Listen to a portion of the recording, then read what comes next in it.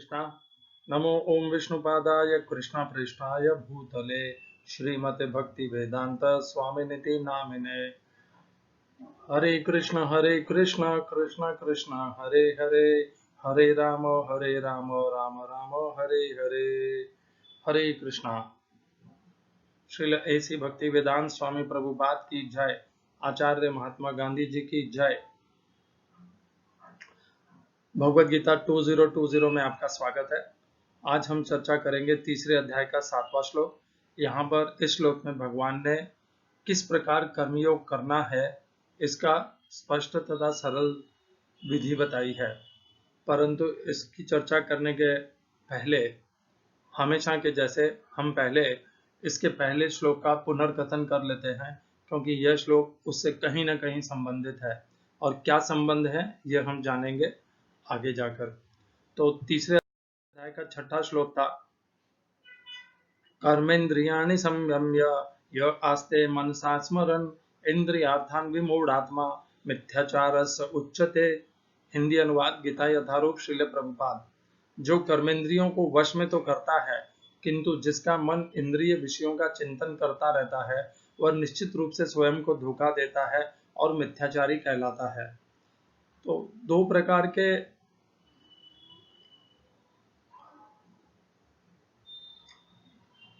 मनुष्य कर्मेंद्रियों को या इंद्रियों को नियंत्रित करने का प्रयत्न करते हैं। एक जो साधक हैं और जिन्होंने अपने साधना को अपना लक्ष्य बना रखा है, जो सत्यप्रज्ञ हैं, सत्य कथन करने वाले हैं अपनी साधना के प्रति, और दूसरे हैं जो जिन्होंने इसे एक स्वांग बना रखा है, एक आवरण बना रखा है, बनावटी आवरण, जिसके माध्यम से वह यह बताना चाहते हैं कि वे कितने नियंत्रित तथा संयमित तथा बहुत ही अत्यंत प्रगतिशाली सिद्ध पुरुष हैं। तो इस प्रकार के दो अलग अलग मनुष्यों का यहाँ पर इस श्लोक से संबंध हो सकता है। जो पहला संबंध है साधक का, वो इस श्लोक में मिथ्याचारी कहलाने के योग्य नहीं बनते हैं, क्योंकि वे मिथ्याचार नहीं कर रहे हैं, वे केवल प्रयास कर रहे हैं और समय रहते प्रयास करते करते एक दिन वे अपने इंद्रियों को नियंत्रित करने में सक्षम हो जाएंगे तथा मन को भी स्थिर करने में सक्षम हो जाएंगे। परंतु जो दूसरे जो इसे एक बनावटी आवरण के तौर पर इस्तेमाल कर रहे हैं, बल के पूर्वक हठ पूर्वक इंद्रियों को संयमित कर रहे हैं, परंतु मन से जिन विषयों से इंद्रियों को हटाया है उनका ही स्मरण कर रहे हैं, उन्हीं में विचरण कर रहे हैं, मन के द्वारा उनकी आसक्ति के द्वारा आसक्त होकर के उनका भोग कर रहे हैं मन के द्वारा, वह कभी भी सफल नहीं होंगे। वे विमूढ़ हैं, उन्हें लगता है कि वे स्वयं को भ्रमित कर रहे हैं तथा दूसरों को भ्रमित करने में सक्षम हो जाएंगे, परंतु वे मिथ्याचारी हैं। हमें इस प्रकार के गुरुओं, आचार्यों, साधुओं, संतों से सदैव बचना चाहिए, जो मन में तो विषयों के प्रति धन, संपत्ति, मान, पद, जमीन, इन सब के प्रति आसक्त रहते हैं और इनको प्राप्त करने के लिए अधर्म तथा अन्याय का भी आश्रय ले लेते हैं, चोरी छिपे। इनसे सावधान रहना चाहिए। इसके लिए हमें पहचानना आवश्यक है कि क्या यह जो इंद्रियों को संयमित कर रहा है, नियंत्रित कर रहा है, क्या यह मन के द्वारा कर रहा है या हठ पूर्वक, बलपूर्वक कर रहा है। और इसका आसान और सरल तरीका यही है कि उनके मन में, उनके आचरण में, उनके कथन में, अर्थात जिह्वा से जो वाणी बोलते हैं, इनमें कितना अंतर है, इसको हमें अनुभव करना चाहिए।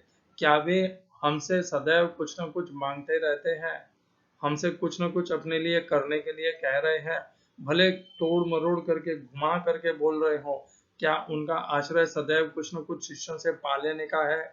यदि यह सब है तो वह गुरु बनने के योग्य नहीं है, आचार्य बनने के योग्य नहीं है। यदि मान की भी अभिलाषा है तो भी वह गुरु के पद के योग्य नहीं है। क्योंकि मान ही बात करना है तो आप नाटक करिए, बड़ा अभिनेता बनिए, वहां पर भी आपको मान मिल जाएगा। अध्यात्म का मार्ग तो उनके लिए है जो स्वयं का कल्याण उद्धार करना चाहते हैं और स्वयं का उद्धार कल्याण करने के साथ साथ अनेकों सैकड़ों हजारों लाखों और मनुष्यों का उद्धार कल्याण करना चाहते हैं। उन्हीं के लिए अध्यात्म का मार्ग है। जिनके मन में अभी भी आश्रय है धन संपत्ति, उनके लिए यह मार्ग नहीं है। और वह मिथ्याचारी, असत्य कहने वाले, उनका कभी भी इस जीवन में तथा अगले जीवन में भी उनका कुछ नहीं हो सकता। यहाँ पर भगवान ने अर्जुन को यह बताया कि यदि वह संन्यास का मार्ग ग्रहण करते हैं, और बहुत से लोग इस प्रकार सन्यासी हो जाते हैं परंतु मन में चिंतन करते रहते हैं विषयों का, तो वह मिथ्याचारी है, उन्हें अध्यात्म को प्राप्त नहीं होगा, न वह भगवान की भक्ति, सेवा तथा धाम को प्राप्त होंगे। कई कई बार इस प्रकार का एक कहते हैं वो भागवतम में जो एक आता है कथा, भागवतम की कथा जिसमें वह ब्राह्मण अपने पुत्र का नाम नारायण नारायण रख देता है तथा जब यमदूत आते हैं उसके प्राण ले जाने के लिए, तब वह नारायण नारायण पुकारता है और यमदूत उससे घबरा जाता है। यह जो है वह एक कथा के लिए बहुत शोभनीय है, परंतु वह हकीकत है नहीं, वह एक कथा है। कथा को कथा तक ही सीमित रखना चाहिए। हमारे जीवन में इस प्रकार का नहीं हो पाएगा। हम यदि बनावट कर करके भगवान का नाम का जप लेंगे तो भगवान तो हमारे हृदय में बैठे हैं। भगवान को मूर्ख बनाना संभव नहीं है, असफल हो जाएंगे हम। भगवान तो अत्यंत विलक्षण, बुद्धिमान, ज्ञानवान और सब कुछ जानने वाले हैं। उनको ठगने का प्रयास मत करिएगा, वो संभव नहीं हो पाएगा। अगला श्लोक, तीसरे अध्याय का 7वां श्लोक। चूंकि भगवान ने बता दिया है कि इस प्रकार छठे श्लोक में कि इस प्रकार का जो ये बनावटी आचरण जो कर रहे हैं, हठपूर्वक इंद्रियों को संयमित करने का प्रयत्न कर रहे हैं, वे मिथ्याचारी हैं। तो अब वे भगवान अर्जुन को वह मार्ग, वह विधि बताएंगे जिससे इंद्रियों को मन के द्वारा वश में किया जा सकता है, और उसी के साथ में उन्हें कर्मयोग में लगाना आवश्यक है। यस्त्वेन्द्रियाणि मनसा नियम्यारभतेऽर्जुन कर्मेन्द्रियैः कर्मयोगम् असक्तः स विशिष्यते। हिंदी अनुवाद गीता यथारूप श्रील प्रभुपाद। दूसरी ओर यदि कोई निष्ठावान व्यक्ति अपने मन के द्वारा कर्मेंद्रियों को वश में करने का प्रयत्न करता है और बिना किसी आसक्ति के कर्मयोग अर्थात कृष्ण भावनामृत में प्रारंभ करता है, तो वह अति उत्कृष्ट है। यहाँ पर प्रभुपाद ने कर्मयोग का अर्थ कृष्ण भावनामृत लिखा है।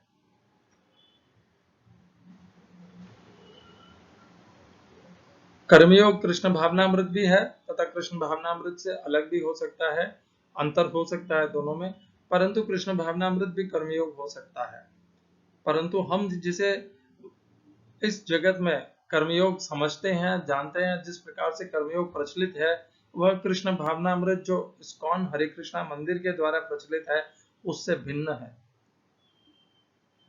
English translation Gita as it is Swami Prabhupada. On the other hand, he who controls the senses by the mind and engages his active organs in the work of devotion without attachment is by far superior. इस श्लोक में प्रयोग किए गए संस्कृत शब्दों के अर्थ हैं यह जो, तू, लेकिन, इंद्रियाणि इंद्रियों को, मनसा मन के द्वारा, नियम्य वश में करके, आरभते प्रारंभ करता है, अर्जुन हे अर्जुन,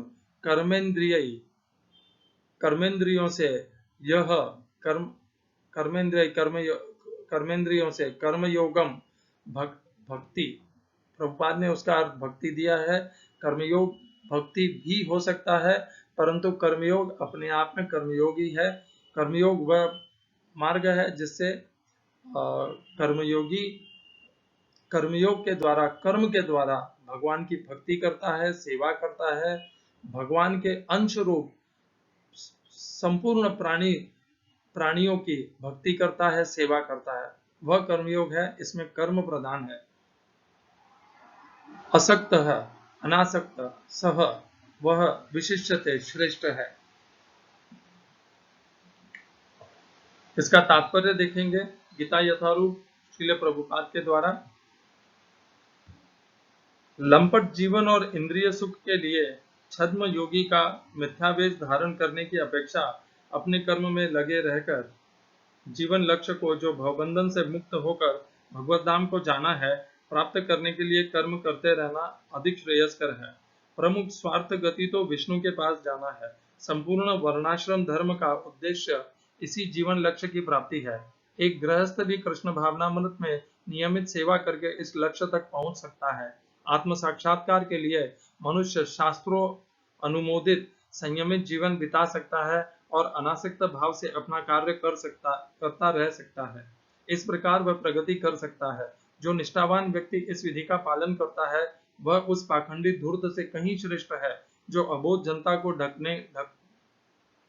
ठगने के लिए दिखावटी आध्यात्मिकता का जामा धारण करता है। जीविका के लिए ध्यान धरने वाले प्रवंचक ध्यानी की अपेक्षा सड़क पर झाड़ू लगाने वाला निष्ठावान व्यक्ति कहीं अच्छा है। ओम अज्ञानतिमिरन्धस्य ज्ञानाञ्जनशलाकया चक्षुरुन्मीलितं येन तस्मै श्रीगुरुवे नमः। एकं शास्त्रं देवकीपुत्रगीतम् एको देवो देवकीपुत्र एव एको मन्त्रस्तस्य नामानि यानि कर्मापेकं तस्य देवस्य सेवा। कर्म के द्वारा भगवान की सेवा हो सकती है। कर्मापेकं तस्य देवस्य सेवा। तो यहाँ पर हम कर रहे हैं तीसरे अध्याय का 7वां श्लोक। ये श्लोक महत्वपूर्ण है। इसमें भगवान वो मार्ग बताते हैं जिसके द्वारा हम कर्मयोग कर सकते हैं।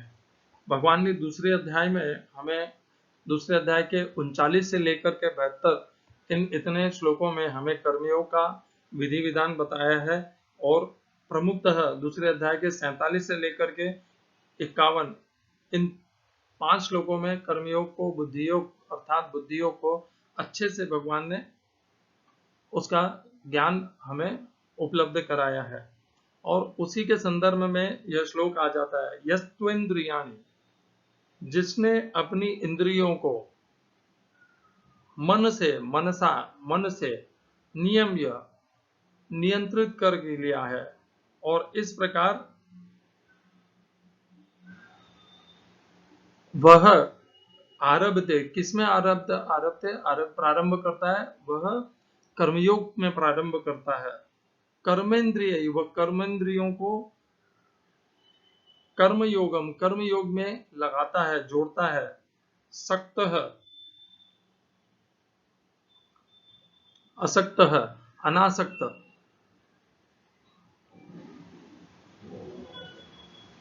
वह असक्त विशिष्ट है। असक्त क्यों कहा है यहाँ पर? क्योंकि कर्मयोग होता ही अनासक्ति के द्वारा है। भगवान ने अर्जुन के प्रश्न पूछे जाने पर कि भगवान आप मुझे क्यों इस भयंकर युद्ध रूपी कर्म में लगा रहे हैं, जब आप स्वयं कह रहे हैं कि आत्मा श्रेष्ठ है, यह शरीर नाशवान है, यह सब कुछ नाशवान है, तो आप मुझे क्यों इस ज्ञान का उपदेश देने के पश्चात पुनः इस भयंकर कर्म में लगा रहे हो? तब भगवान के अर्जुन के इस प्रश्न के ऊपर भगवान पहले तो उन्हें कहते हैं तीसरे अध्याय के 4, 5, 6 श्लोक में क्रमशः भगवान कहते हैं, पहले तो कहते हैं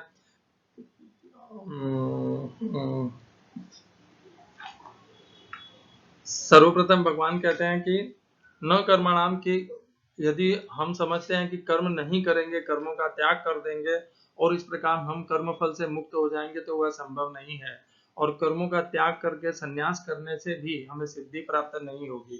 फिर 5वें में कहते हैं कि यदि कोई यह समझता है कि वह किसी समय भी कर्म नहीं करेगा, ऐसा संभव हो सकता है, तो वह मूर्ख है, क्योंकि प्रकृति के गुणों के द्वारा स्वभाववश वह कर्म करने में नियोजित हो ही जाएगा। और फिर 6 श्लोक में कह देते हैं कि जो मनुष्य इंद्रियों को हठपूर्वक नियंत्रित करता है और मन से जुड़ा हुआ रहता है, विषयों को भोगने में लगा रहता है, उसका कल्याण नहीं हो सकता, वह मिथ्याचारी है। तो भगवान ने क्रमशः अर्जुन को बता दिया कि उसका जो मार्ग है संन्यास का, युद्ध से पलायन करने का, युद्ध को त्याग देने का, यह सब उचित नहीं है। वह तो किसी न किसी माध्यम से युद्ध में नियोजित हो ही जाएगा, क्योंकि उसका एक स्वभाव है।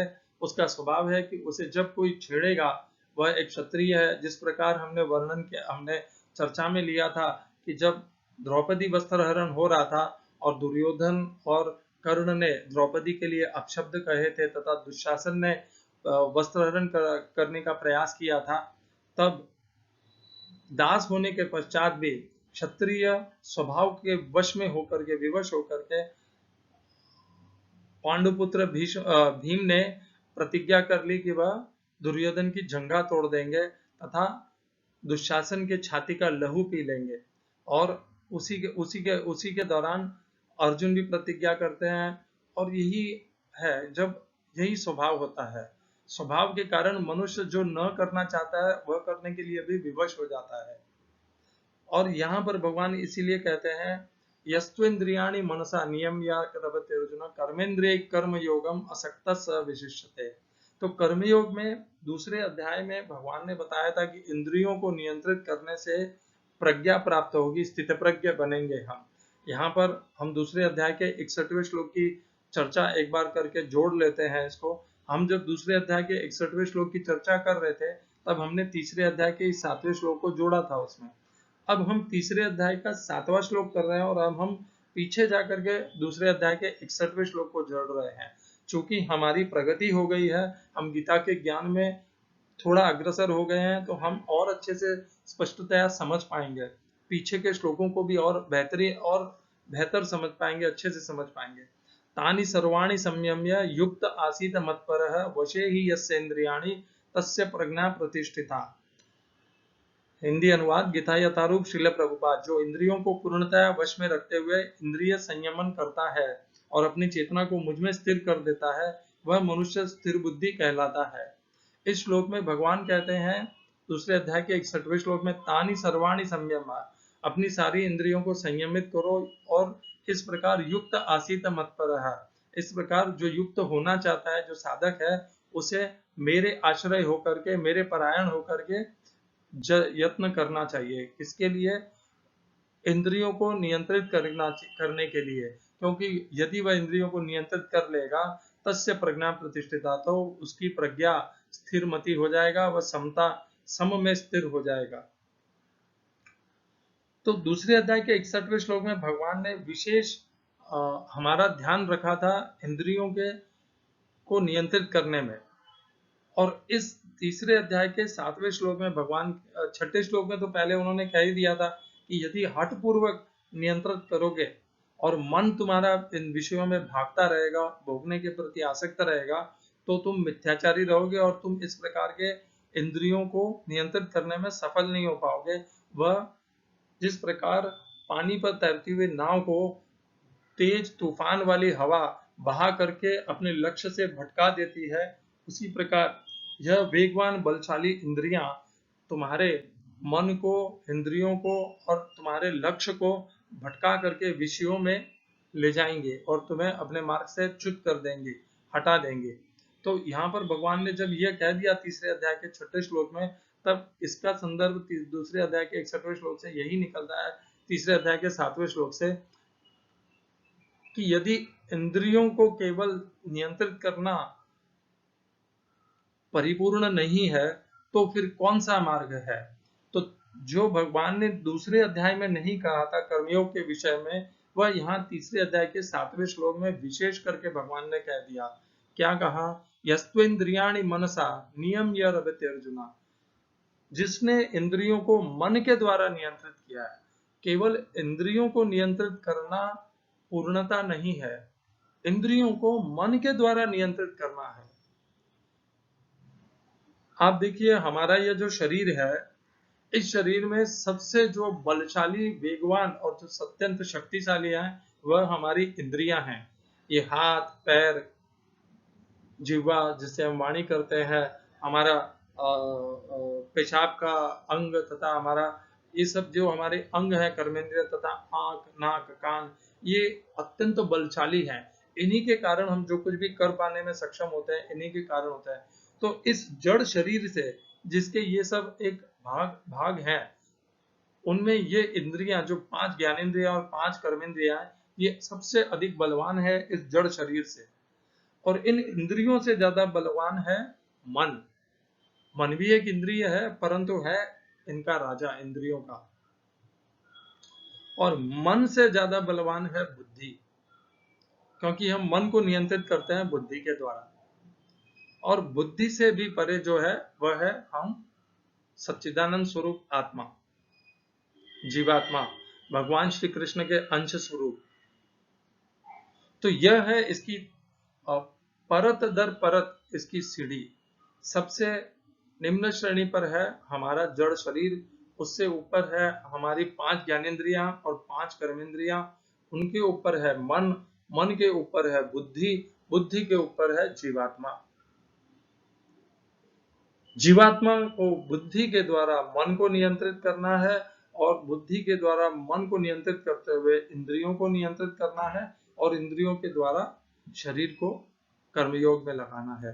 तो हमारा मार्ग भगवान यहाँ पर दूसरे अध्याय के 61वें श्लोक को जब हम जोड़ते हैं, और दूसरे अध्याय में जो कुछ भी कर्मयोग के विषय में कहा है, स्थितप्रज्ञता के विषय में भगवान ने कहा है, उसमें यही भगवान ने विशेष हमारा ध्यान रखा है, आकर्षण हमें आकर्षित रखा है इंद्रियों को नियंत्रित करने के संबंध में। परंतु तीसरे अध्याय के 7वें श्लोक में भगवान स्पष्टतया कह देते हैं कि केवल इंद्रियों को नियंत्रित करना नहीं है, उनको मन के द्वारा नियंत्रित करना है, मन को भी नियंत्रित करना है। आप मन से इंद्रियों को कब नियंत्रित कर पाएंगे? जब पहले आप अपना मन नियंत्रित करेंगे। यदि मन ही नियंत्रित नहीं है तो इंद्रियां कैसे नियंत्रित होंगी?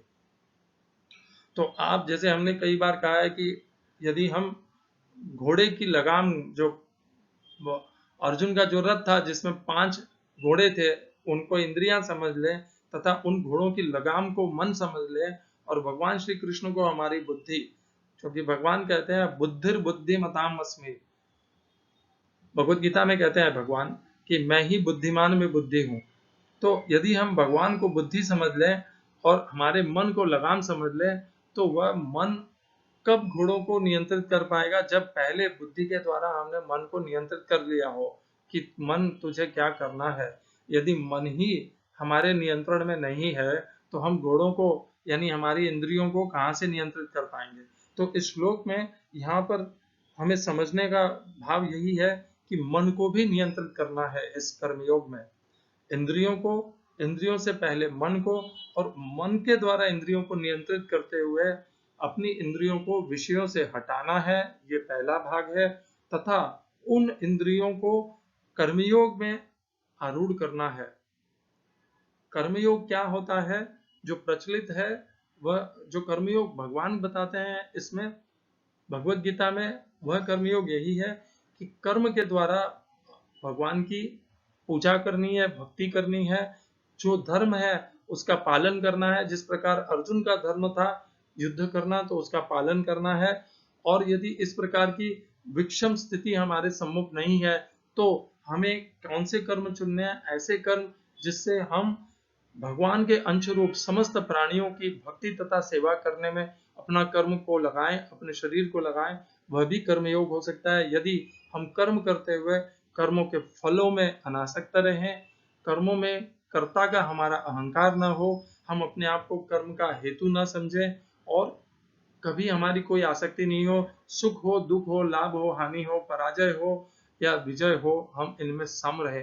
यदि यह भाव रहेगा तब वह कर्मयोग होगा, और यही कर्मयोग का मार्ग है।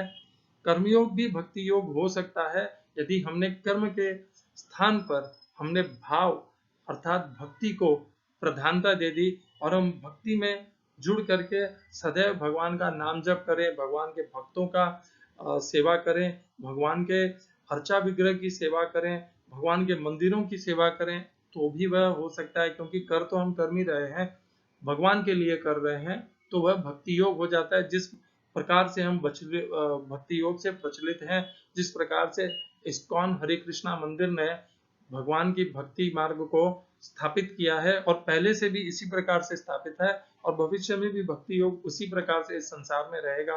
वह एक मार्ग है, और कर्मयोग एक दूसरा मार्ग है। वह भी दोनों ही योग हैं, दोनों ही भगवान को ही प्रदान करते हैं, भगवान को ही प्राप्त कराते हैं, परंतु इसमें कर्म प्रधान है कर्मयोग में, तथा भाव प्रधान है भक्ति योग में। यहाँ पर भगवान विषय कर रहे हैं कर्मयोग का। कर्मयोग भक्ति में, भक्ति योग जुड़ा हुआ है। मैं वह पुनः एक बार या स्मरण कराता हूँ, भगवान ने भगवत गीता में भक्ति योग का अलग से कहीं भी वर्णन नहीं किया है। 12वें अध्याय भक्ति योग का आता है, उसमें भगवान उनके भक्त में क्या विशेष गुण होने चाहिए वह बताते हैं। भगवान की भक्ति किन 3 मार्गों से प्राप्त हो सकती है वह भी बताते हैं। तो भक्ति क्या है? भगवान ने कोई भक्ति का ऐसा जिसे कहते हैं डेफिनेशन इंग्लिश में, वैसा कोई अर्थ नहीं दिया है कि यही भक्ति है, ऐसा नहीं कहा है। परंतु हम यह समझ सकते हैं कि जो भगवान को गुण अपने भक्तों में प्रसन्न है, प्रिय लगते हैं, यदि कोई मनुष्य उन गुणों को धारण कर लेता है तो वही भगवान की भक्ति हो जाएगी, क्योंकि उन्हीं के माध्यम से वह भक्त भगवान को प्रिय हो जाएगा। यदि भक्त प्रिय है तो उसकी भक्ति भी प्रिय होगी। यह तो संभव ही नहीं कि भक्त प्रिय है परंतु उसके कर्म प्रिय नहीं है। तो भक्त भी प्रिय तभी होगा जब उसमें वह गुण होंगे, और भक्त यदि प्रिय है तो उसका समस्त गुण भगवान की भक्ति बन जाएंगे। हमें भी इसी मार्ग को अपनाना है, अपने इंद्रियों को नियंत्रित करना है। हम जब माला जपते हैं, ध्यान करते हैं या और भी कोई प्रकार का अभ्यास करते हैं तो हमारे मन को नियंत्रित रखना है। इंद्रियों को तो हम हठपूर्वक नियंत्रित करके ध्यान में बैठ जाते हैं, नाम जप में बैठ जाते हैं, परंतु साथ में मन को भी नियंत्रित करना है। मन जब जब अपने विषयों में जाए, संसार के प्रति जाए, संसार के प्रति आसक्त हो जाए, संसार का विचार करने लगे, संसार की गुत्थियों को सुलझाने में, अपने संसार के अपनी धन संपत्ति, मान, पत्नी, परिवार, पुत्र पुत्री के संरक्षण में जब मन विचार करने लग जाए तो उसको वहां से हटा करके पुनः भगवान के नाम जप में, भगवान की भक्ति में स्थिर करना है, ध्यान में स्थिर करना है। और यही है, धीरे धीरे शनै शनै करते करते मन नियंत्रित हो जाएगा। कब? जब हम इस साधना को करते हुए समय सदैव भगवान के आचरित रहेंगे। हम अपने ऊपर अहंकार नहीं करेंगे कि यह सब हम अपने आप कर रहे हैं। हमें भगवान के परायण होकर के मन को नियंत्रित करने का अभ्यास करना है, मन को नियंत्रित करते हुए इंद्रियों को नियंत्रित करना है, और यही मार्ग है हमारे पास। या तो हम मन से इंद्रियों को नियंत्रित कर लें, और नहीं कर पाए तो वह इंद्रियां और मन हमें भोगों में लुप्त कर देंगी, हमारे जीवन को व्यर्थ कर देंगी। आप अनेकों मनुष्यों को देख लीजिए, लाखों करोड़ों मनुष्य केवल जीवन भर भोगने में ही व्यस्त रहते हैं, प्राप्त करने में, अर्जित करने में उनका पूरा जीवन चला जाता है। हमारे पास भी यह चुनाव है, या तो हम उसी प्रकार का जीवन जी लें, भोग भोग सुख भोग ऐश्वर्य प्राप्ति अर्जित करना, उसी में व्यस्त करके व्यर्थ कर दें, या फिर अपने आप को संयमित करें, नियंत्रित करें, विषयों से हटाएं और भगवान के कर्मयोग में अपने आप को स्थिर करें। हरे कृष्णा। श्रील ऐसी भक्ति वेदांत स्वामी प्रभुपाद की जय, आचार्य महात्मा गांधी जी की जय, भगवत गीता की जय। कृष्णम वंदे जगत गुरु।